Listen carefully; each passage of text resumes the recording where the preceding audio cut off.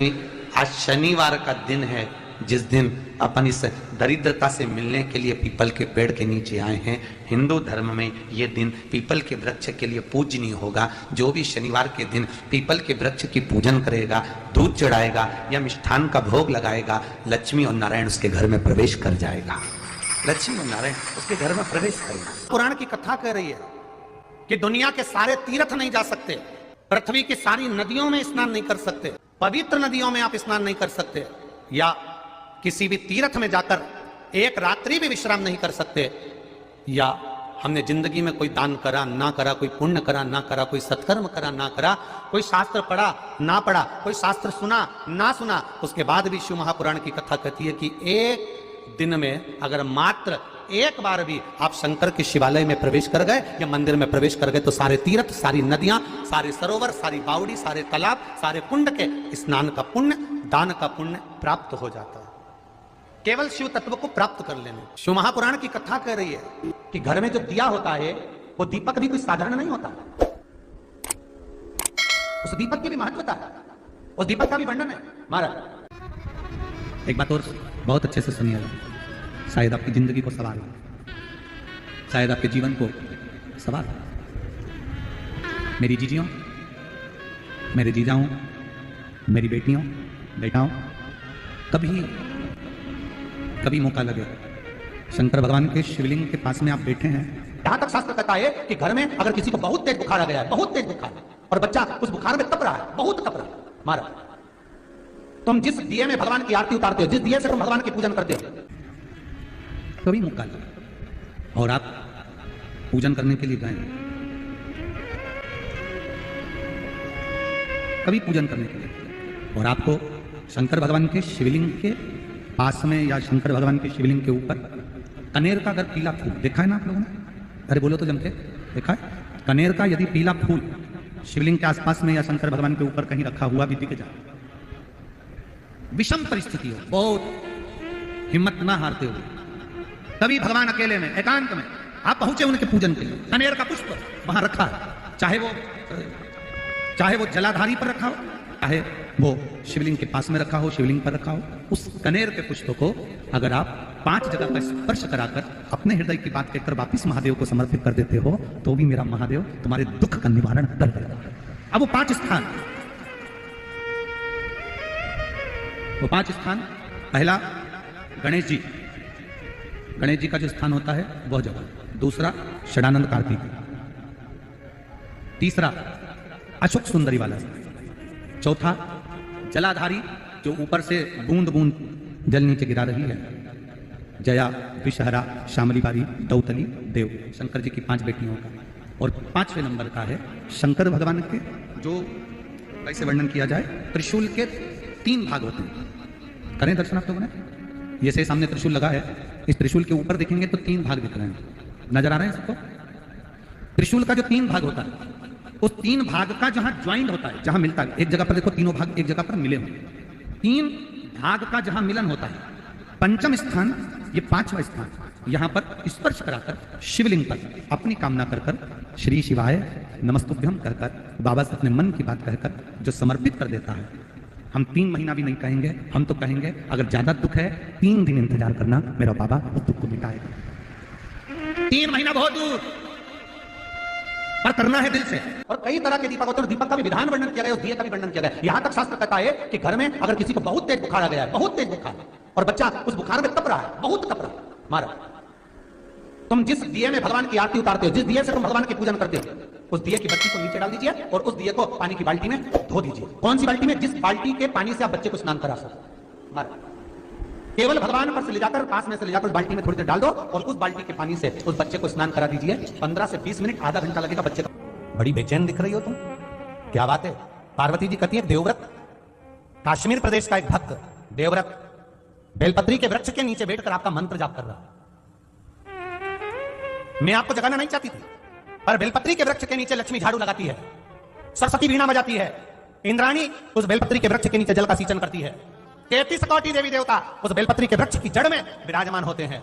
इसलिए देवव्रत एक बार पंचाक्षर मंत्र बोलता है तो वो 33 करोड़ बार गिना जाता है, ऐसा बेलपत्री का वृक्ष होता है। बेलपत्री के वृक्ष के नीचे एक बार अगर भगवान का नाम लिया जाता है तो वो 33 करोड़ बार, 33 कौटी बार गिना जाता है। एक मंत्र केवल नमः शिवाय ओम नमः शिवाय, नमः शिवाय ओम नमः शिवाय। 33 कौटी बार गिना जाता है। 33 कौटी, कितना सुंदर लिखा है। फिर वही वाली बात आ गई जो पहले कथा में कहा, अपने लिए अच्छा वाला घी छाट के लाना, अच्छी कंपनी का लाना, और जब यज्ञ करने बैठे, पूजन करने बैठे, हवन करने बैठे, भगवान का कोई पाठ पूजन करवाई, पूजा वाले दुकान पे बोलना कि पूजा का घी चाहिए, तो वो पूजा का सामान बेचने वाला भी तत्चतुर था, उसने पूजा का ही घी दिया। तो इन्हें पूछा भैया ये घी कितने का, तो क्या 80 रुपए का, तो 80 रुपए का आधा किलो, तो क्या पूजा का है।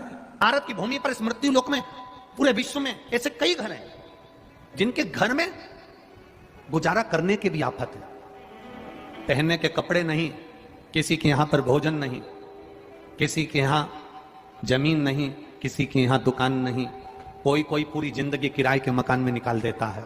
नहीं है।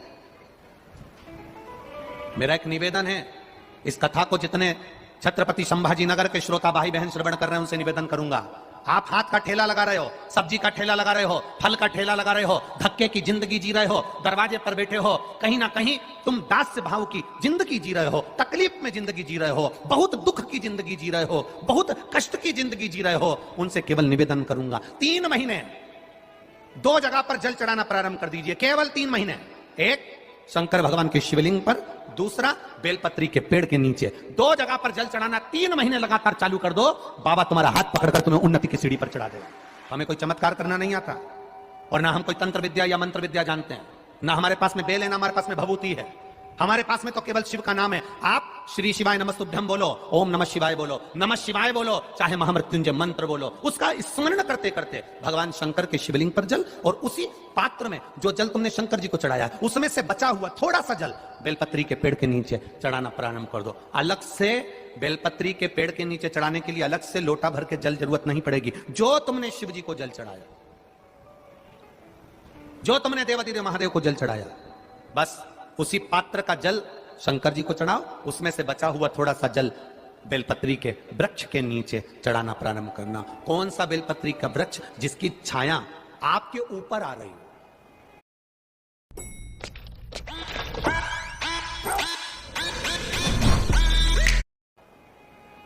शिव महापुराण बड़ी सुंदर बात कहता है, ध्यान दीजिएगा। जिस बेलपत्री का पौधा तुम्हारे सिर का, और ये दोनों हाथ ऊपर कर लो, अपन खड़े हुए और खड़े होकर दोनों हाथ ऊपर करें, इतना बड़ा बेलपत्री का पौधा है, उस बेलपत्री के पौधे की पत्ती को कभी तोड़कर शंकर जी को नहीं चढ़ाना चाहिए।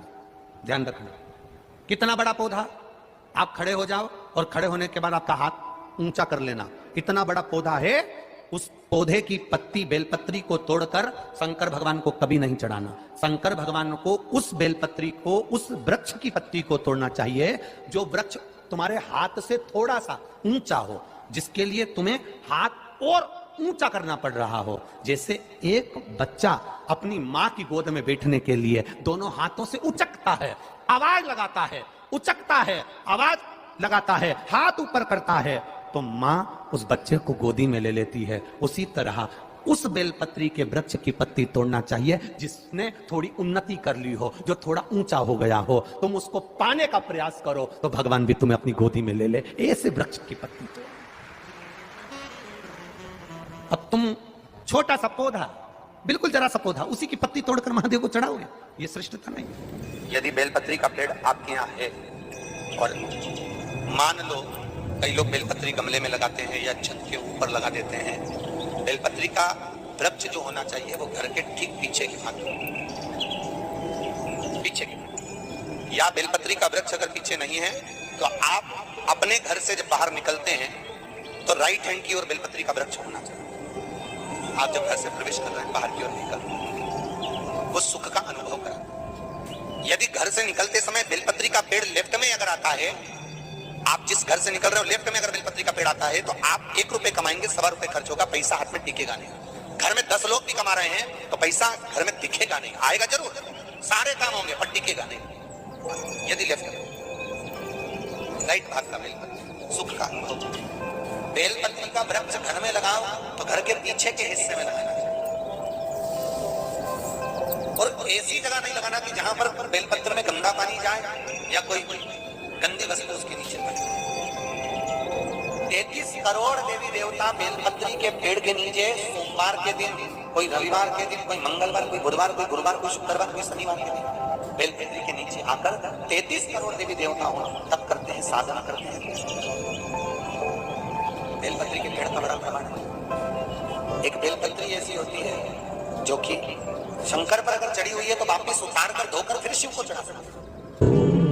किसी व्यक्ति से कोई काम करवाना है, वो काम नहीं कर रहा, कोई फाइल आगे नहीं बढ़ रही है, कोई कार्य अटक रहा है, या फिर कहीं रुपया पैसा अटक गया हो, नहीं निकल रहा हो, तो एक जल के पात्र में जल भरकर 5 बेलपत्री शिव जी को समर्पित कर कुंदकेश्वर महादेव का नाम लेकर एक सफेद पुष्प बेलपत्री के ऊपर जो शिव जी को चढ़ाई है उस पर समर्पित कर जल जो लेकर गए हो, अपनी उस कामना को कर कि मेरा ये कार्य अटक रहा है, ये कार्य नहीं हो रहा, कुंदकेश्वर महादेव का नाम लेकर धीरे धीरे जल की धार चढ़ाइए। और एक बात हमेशा याद रखना, फिर निवेदन कर रहे हैं, अच्छे से समझ लेना, शंकर जी पर जब जल चढ़ता है, शिव जी का जब अभिषेक होता है, शंकर जी पर जब जल चढ़ाया जाता है, दूध चढ़ाओ, जल चढ़ाओ, कुछ भी चढ़ाओ, पर एक बात का स्मरण अपने जीवन में होना कि इतने ऊपर से मत चढ़ाना कि जल चढ़े और छींटे आपके ऊपर। बहुत ध्यान दीजिएगा। हाँ, तो यहां तक वर्णन करा गया है कि शंकर जी का जल चढ़ा हुआ जहां से बहकर जाता है ना, उसको लांगा तक नहीं जाता।